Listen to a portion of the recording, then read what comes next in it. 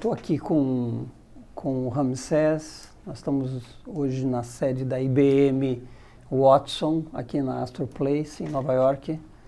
Primeiramente, eu te perguntar, Ramsés, quanto tempo você está aqui, o que você está fazendo hoje?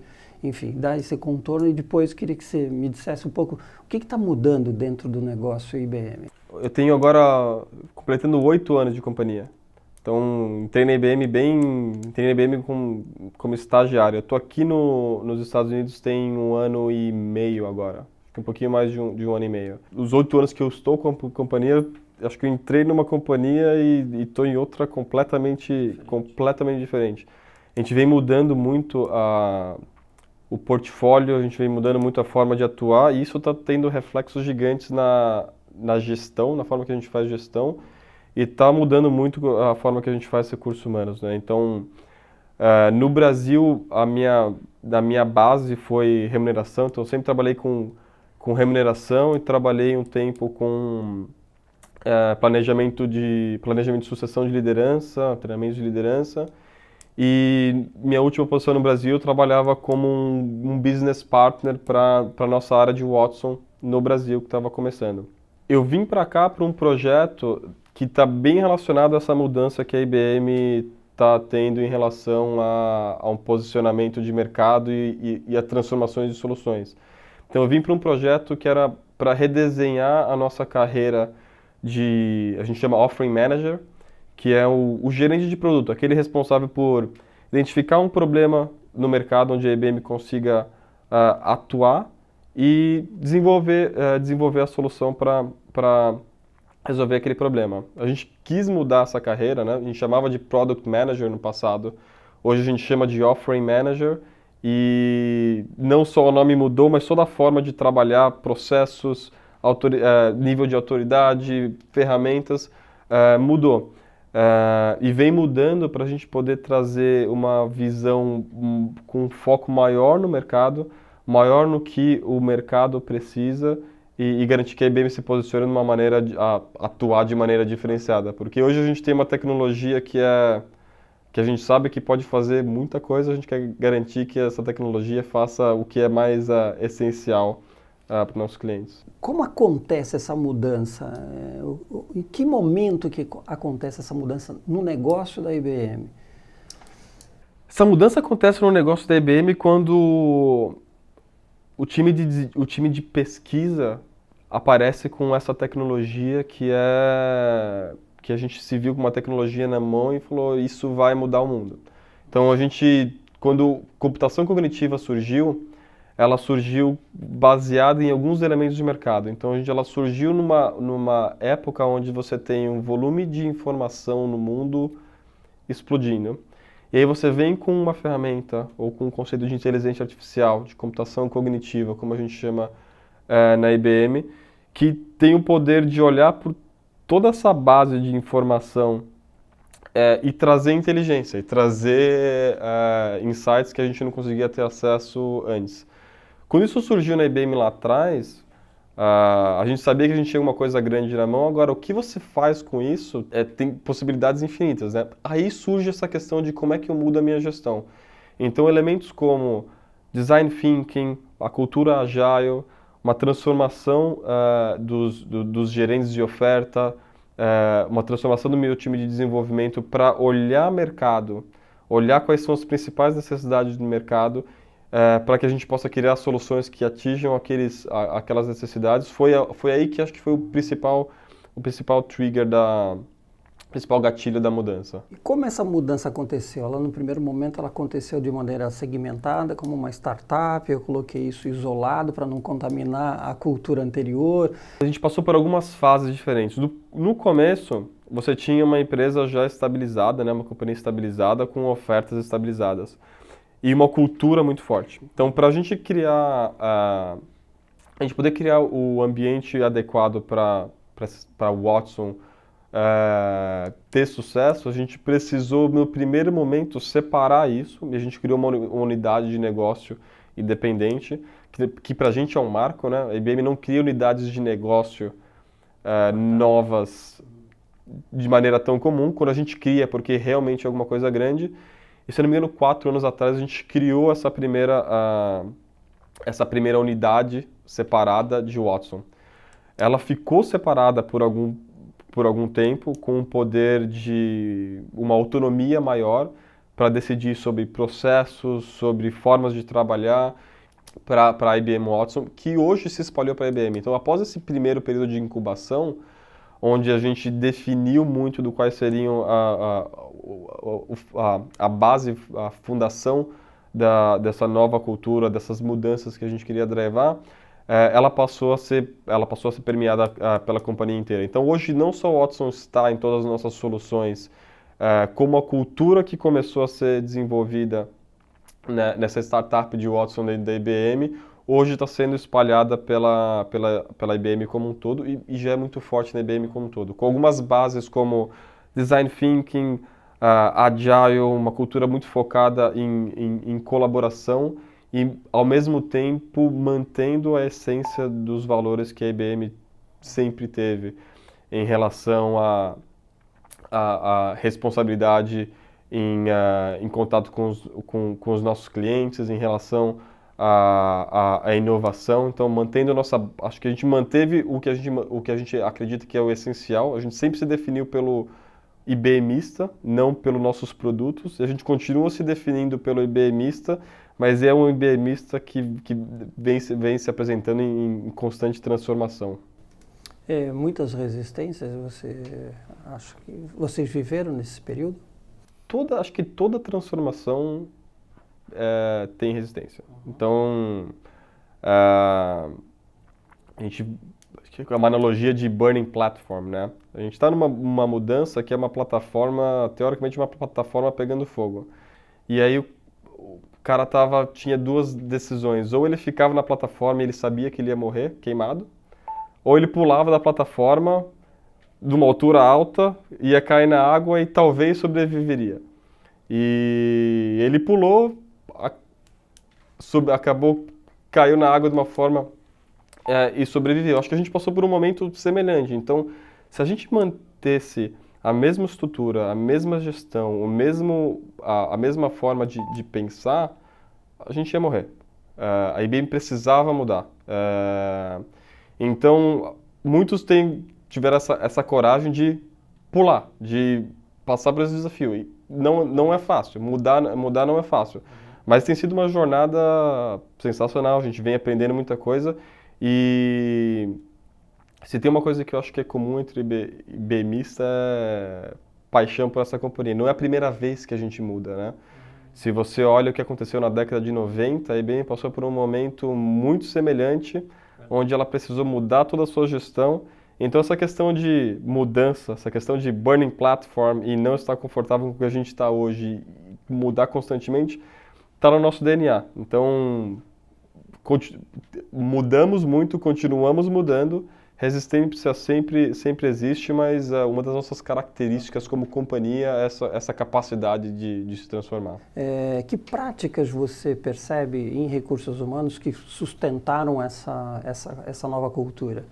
Acho que 2 elementos em recursos humanos onde eu percebi grande mudança nesses últimos anos. Um foi a forma que a gente se comunica com a população. Então, a gente vem se comunicando mais, trocando mais informação, criando junto com a população. Comunicação muito diferente que o evento de social tem proporcionado para a gente, né? Você consegue entender muito melhor o sentimento da sua população e responder a isso. E o outro, como é que você constrói as suas soluções para responder a essas demandas, né?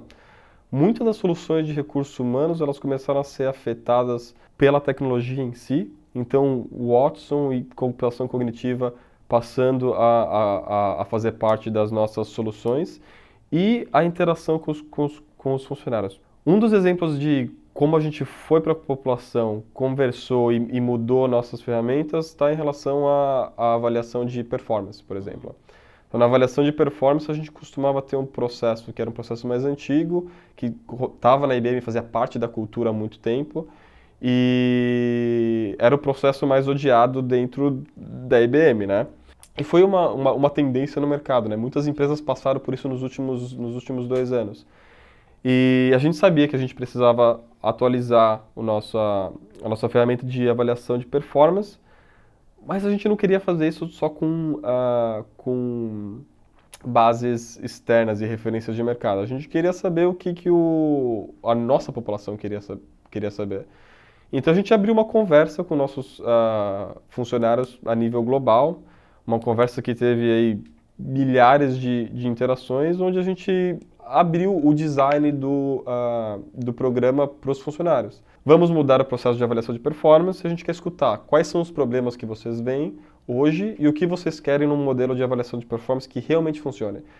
E a gente manteve essa conversa por algumas semanas com os funcionários. E durante essas semanas, a gente tinha reuniões com times de recursos humanos onde a gente pegava toda a análise do sentimento e os comentários dos funcionários para o redesenho dessa solução.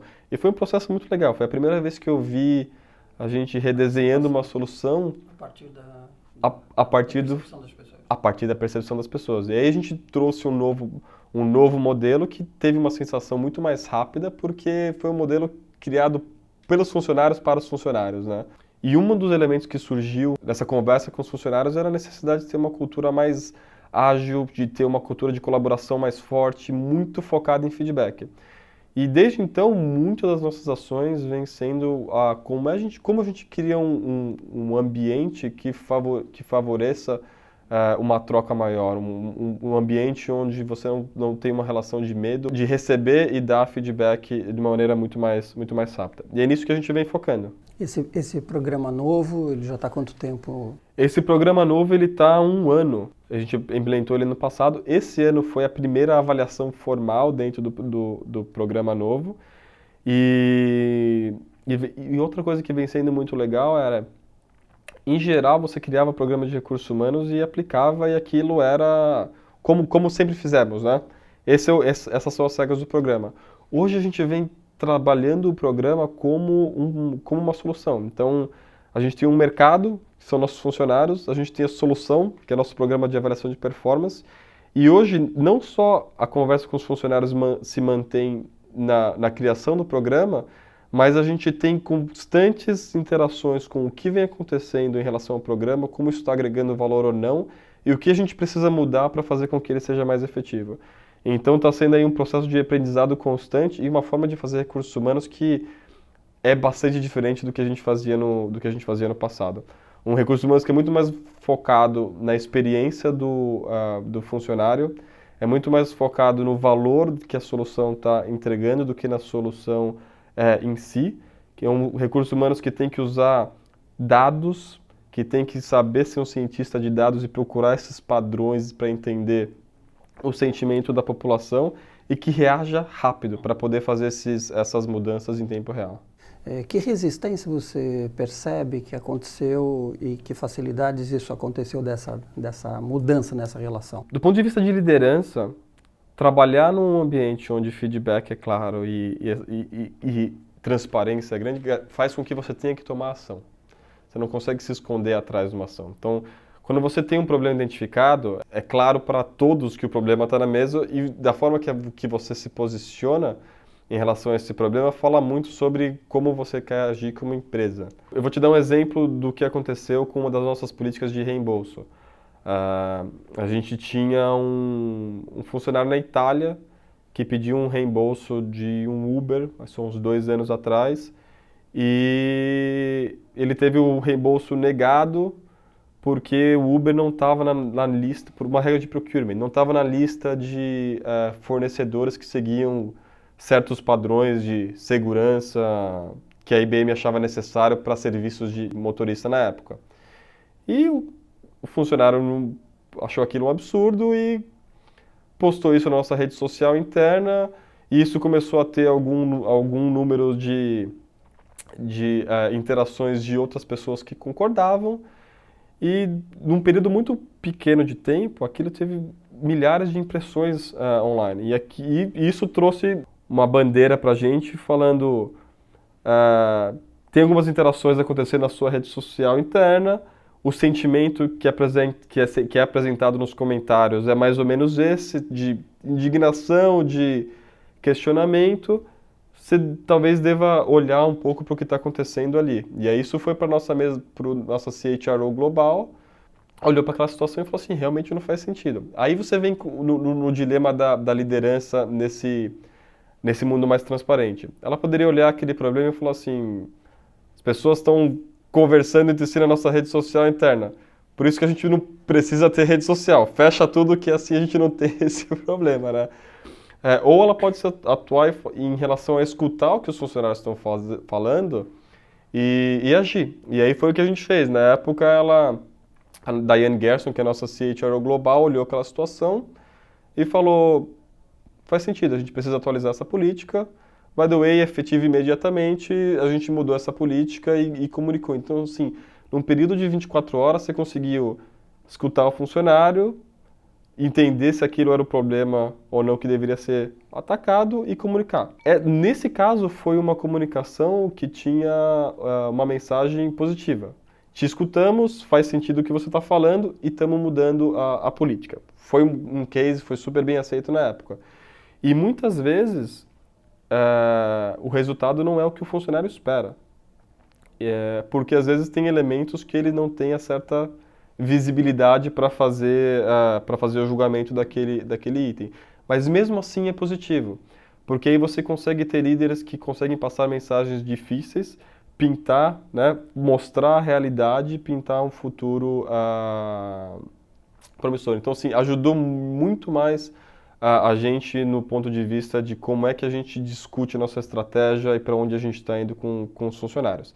Requer um líder que tenha essa habilidade.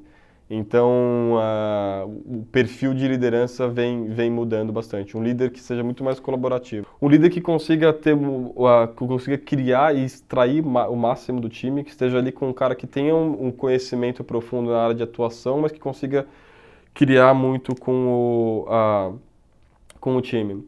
Então, um dos grandes projetos que a gente fez foi reduzir os layers e melhorar o nível de comunicação da companhia. A diferença entre o funcionário da ponta e a CEO global era grande, né? Uma companhia do tamanho da IBM. Hoje a gente reduziu isso para 7 layers, máximo. Então, o nível de comunicação entre a base e o topo ele tem que acontecer de maneira muito mais rápida. Numa empresa grande, você passa a ter processos que são muito verticalizados e você corre o risco do processo a finalidade ser o processo em si, não o que o processo quer atingir. Então essa mudança de ser focado em processo para ser focado em outcomes, garantir que você propicie ambiente para os times colaborarem, sim, essa engenharia em relação a como os seus times estão atuando são o que acho que diferencia líderes que vêm sendo bem-sucedidos na IBM. Em particular, essa questão de colaboração, o que você percebe que muda, por exemplo, nos escritórios, né? Então, os escritórios favorecem essa colaboração? Essa é uma ótima pergunta, porque quando você fala de times design thinking e times agile, você precisa manter um ambiente adequado, né? A gente até fez a piada aqui, acho que no passado, se você tivesse vindo fazer uma visita para a IBM em Nova York, você ia estar na nossa... terno e gravata na nossa universidade corporativa. Hoje você está num prédio que fica em East Village, em Nova York. East Village é uma das áreas, vamos dizer assim, jovens de Nova York. Fica num bairro bem boêmio, cheio de barzinho em volta, onde você tem uma concentração de desenvolvedores. Então, uma localidade que no passado seria bem difícil da IBM estar. Então, a gente não está nem em Midtown, nem no Financial District. A gente está em East Village, né? uma área bem mais jovem da cidade. A IBM veio para esse prédio, para Astor Place, há 3 anos atrás, se eu não me engano, como um dos elementos da nossa transformação. E aí, na época, a conversa era a seguinte, nós estamos se posicionando de maneira diferente e a nossa casa precisa refletir as nossas práticas. Então, quando a gente está falando de Design Thinking Agile, você vai falar de algumas práticas como stand-up meetings, como reuniões menores em torno de um objetivo só. E até essa sala onde a gente está, ela reflete um pouco isso, né? Então, nesse prédio você não vai encontrar grandes salas de reuniões super formais, você vai encontrar salas desse tipo, que são uma mesa pequena, uma TV para que você possa todos, né, olhar o mesmo material, você vai olhar paredes onde você pode rabiscar e ter sessões de design thinking, colaborar. Aí você cria o valor de colocar o time junto dentro, em frente a um quadro branco, trabalhando ideias. E essas ideias, de novo, aquela questão, né, que antes estava separado, parece que começa a contaminar o restante da companhia. Hoje a gente está fazendo, tem um grande projeto para redesenhar a IBM como um todo, do ponto de vista de real estate. A questão é que, assim, quanto tempo demora para você mudar uma mentalidade? Demora. Sim. E a gente está nesse processo. Entendi. Quanto tempo demora para você mudar real estate? E quantos funcionários da IBM? A IBM tem mais de 300 mil funcionários no mundo. Então, imagina quanto isso representa em espaço de escritório. E a gente tinha campos de futebol em relação à metragem de espaço de escritório. Hoje existe um projeto onde não só a gente está redesenhando os espaços e garantindo que esses espaços sejam adequados para os tipos de profissão, quanto a gente está desenhando a composição de quem atua nesse espaço. Você tem toda a cadeia de profissionais que você precisa para atuar no negócio. Então eu tenho desde gerentes de oferta, que estão idealizando as soluções, até times de desenvolvimento, times de design, recursos humanos, finanças. Eu tenho todo o ciclo que é necessário de colaboração junto num espaço. E a gente vem trabalhando com um movimento de retorno aos escritórios. Então, aqueles times que trabalham de maneira isolada em algumas cidades, home office, a gente está num processo de trazer o pessoal de volta para, mantendo a flexibilidade, pode trabalhar de casa um dia ou dois, mas o valor de trazer a pessoa de volta para o escritório, para que ele seja presente, é maior do que o valor de ter essa pessoa isolada. A gente tem tentado fazer esse retorno ao escritório de maneira estratégica. Não só falar assim, todos voltem para o escritório, mas quem precisa estar onde. Então, definimos algumas localidades estratégicas e alguns times que precisam coexistir nessas localidades.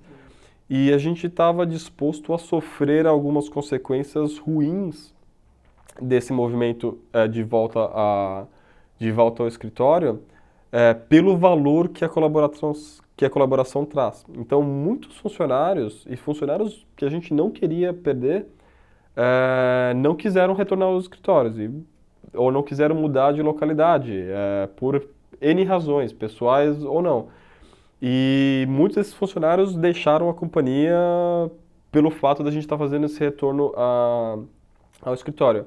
E apesar de não queremos perder essas pessoas, o valor de ter uma estratégia onde você aumenta a colaboração, onde você tem os times num lugar só, é maior. O time de marketing,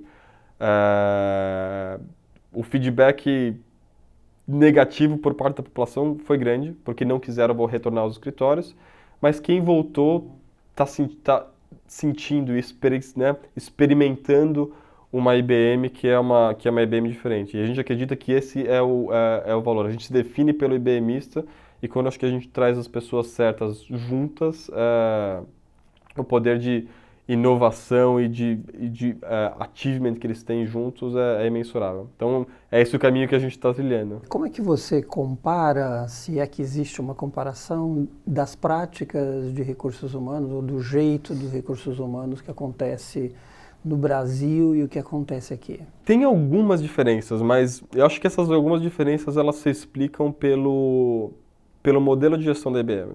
Então você tinha isso anterior à década de 90. A IBM como uma multinacional e cada localidade tinha práticas diferentes. O movimento que começou com Gessner na década de 90, quando a IBM passou por uma grande transformação, foi essa questão do valor da IBM como uma empresa única. Na época você tinha uma discussão se o valor da IBM estava nas partes ou no todo. E dali a gente começou um processo de se transformar de uma empresa multinacional para o que a gente chama de uma empresa globalmente integrada. Isso afetou recursos humanos e a forma com que a gente trata a gestão de pessoas de maneira bastante agressiva. Do final da década de 90 para o início dos anos até 2010, o foco era muito voltado para padronização e harmonização. Então, se você falar práticas de recursos humanos dos Estados Unidos e no Brasil, depois desses anos trabalhando com harmonização e padronização, a gente tinha as mesmas práticas. Então, poucas coisas que você tem aqui, você não tem lá, e às vezes o contrário, mas em geral a gente trabalha com a mesma linguagem, com as mesmas práticas. E esse foi um modelo que trouxe muita eficiência, né? Era um modelo que garantia que você partisse de uma base única. Para essa nova fase onde a gente está indo, você já colheu os benefícios da padronização e a padronização passa a gerar mais problemas agora. Porque você precisa ter uma solução que seja mais adequada para a necessidade locais, exatamente. Então hoje eu acho que a gente está nesse processo de garantir que você faça uso do conhecimento da IBM, do tamanho da IBM globalmente, mas você tem uma autonomia local maior. Então, os times do Brasil já são mais concentrados em alguns poucos escritórios, já trabalham de maneira colaborativa muito grande. Então, hoje eles estão tendo mais autonomia de atuação do que eles tinham no passado. Por que você escolheu recursos humanos e está em recursos humanos? E assim, o que você fez na sua carreira, se você pudesse dar uma dica para quem está chegando em recursos humanos hoje, ou quem está ainda novo em recursos humanos, o que você acha que é fundamental? Eu entrei num time de recursos humanos que não fazia ideia do que fazia, essa é a real. Eu fiz a administração na faculdade e eu tinha o mesmo sentimento que você acabou de descrever. Eu sabia o que eu poderia querer, eu sabia o que eu não queria, e recursos humanos era uma coisa que eu não queria. Porque eu acho que eu não tinha visibilidade alguma do real impacto de recursos humanos. Então, eu queria entrar na IBM, o nome, a marca me chamou a atenção, mas recursos humanos vai ser minha porta de entrada, vamos ver o que acontece. Então, eu nunca quis recursos humanos e não tinha visibilidade. E aí eu entrei em recursos humanos na época e comecei a realmente estudar recursos humanos, comecei a ver o impacto que aquilo tinha. Comecei a ver como recursos humanos que atua de maneira forte tem uma influência gigantesca nas decisões de negócio. Então, eu sabia que eu queria trabalhar com alguma coisa que me propiciasse trabalhar com gestão, que me propiciasse ter uma influência grande sobre decisões de negócio, que me garantisse um lugar à mesa onde as decisões estivessem, né, sendo tomadas. Cedo na minha carreira eu já estava tomando decisões ou participando de discussões que eu via que tinha um impacto estratégico para a companhia gigante. E aquilo foi me empolgando e foi me fazendo me apaixonar pela função. Depois de 2, 3 anos atuando em recursos humanos, eu fiz meu MBA em recursos humanos, me aprofundei mais na carreira e desde então venho atuando e aí me apaixonei pela função. Acho que está muito voltado para que o profissional de recursos humanos nessa fase que a IBM está passando, ou nessa fase que o mundo está passando, precisa, que é um cara que não só conheça recursos humanos e possa atuar de maneira consultiva com as áreas de negócio, mas entenda do negócio. Conhecer muito bem sua área, né? Não deixar de ter a profundidade que você precisa ter em recursos humanos, mas conhecer bastante do negócio e trabalhar de maneira bastante colaborativa, escutar muito as pessoas e ser um mago de dados, garantir que você tome suas decisões com base em muita informação, em fatos, como qualquer outro negócio funciona. Eu acho que foram elementos cruciais que fizeram me apaixonar pela função e é o que me manter em recursos humanos ainda hoje. Legal. Obrigado, Ramsés, pelo teu tempo, pela tua disponibilidade em poder compartilhar com a gente essas suas ideias e a sua visão sobre a IBM. Isso, foi um prazer. Obrigado a você.